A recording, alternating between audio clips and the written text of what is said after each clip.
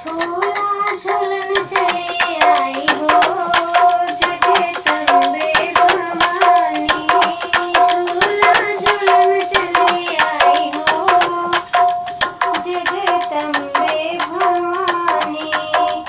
पहिला झूला वैकुंठ में झूला, पहिला झूला वैकुंठ में झूला। वृषों की प्रिय कहलाई हो जगदम्बे भवानी। वृषों की प्रिय कहलाई हो जगदम्बे भवानी। झूला झूलन चली आई हो जगदम्बे भवानी। झूला झूलन चली आई हो शीतला महारानी। दूसरा झूला कैलाश में झूला, दूसरा झूला कैलाश में झूला। शिव की गौरा कहलाई हो जगदम्बे भवानी। शिव की गौरा कहलाई हो जगदम्बे भवानी। झूला झूलन चली आई हो माँ दुर्गा भवानी। झूला झूलन चली आई हो माँ दुर्गा भवानी। तीसरा झूला अवध में झूला, तीसरा झूला अवध में झूला। राम की रानी कहलाई हो जगदम्बे भवानी। राम की रानी कहलाई हो जगदम्बे भवानी। झूला झूलन चली आई हो माता रानी भवानी। झूला झूलन चली आई हो माता रानी भवानी। चौथा झूला गोकुल में झूला, चौथा झूला गोकुल में झूला। कृष्ण की प्रिय कहलाई हो जगदम्बे भवानी। कृष्ण की प्रिय कहलाई हो जगदम्बे भवानी। झूला झूलन चली आई हो जगदम्बे भवानी। झूला झूलन चली आई हो माँ शेरा वाली। झूला झूलन चली आई हो माँ शीतला भवानी। झूला झूलन चली आई हो माँ दुर्गा भवानी। झूला झूलन चली आई हो जगदम्बे भवानी। गलियाँ की गलियाँ मैया घूमे शीतला मैया हो के करे घरवाना। गलियाँ की गलियाँ मैया घूमे शीतला मैया हो के करे घरवाना। कि दियना जलाए सारी रतिया हो के करे घरवाना। कि दियना जलाए सारी रतिया हो के करे घरवाना। गलियाँ की गलियाँ मैया घूमे शीतला मैया हो के करे घरवाना। कि दियना जलाए सारी रतिया हो के करे घरवाना।